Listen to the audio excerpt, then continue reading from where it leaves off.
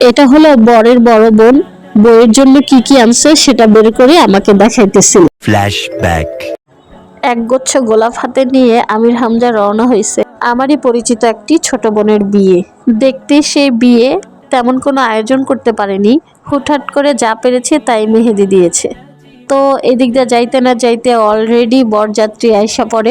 এটা হলো বরের বড় বোন, বইয়ের জন্য কি কি আনছে সেটা বের করে আমাকে দেখাইতেছিল। তাহলে বরযাত্রী যখন আসে সবার এই জিনিসটার প্রতি একটু আকর্ষণ বেশি থাকে, যে নতুন বইয়ের জন্য কি কি কসমেটিক কাপড় চোপড় আনছে সেগুলো দেখার।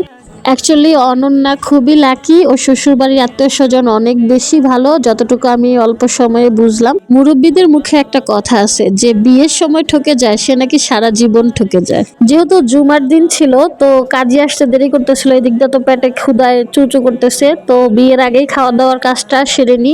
বন্ধুরা আমার কিন্তু প্রচুর জ্বর ঠান্ডা, তাই ভয়েসটা এমন শোনা যাইতেছে।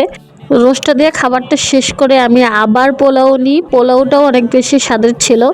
এরপরে আমি নিই রুই মাছের দো পেঁয়াজা। এটা কিন্তু মাছ ভুনা ছিল না, মাছের দো পেঁয়াজা ছিল।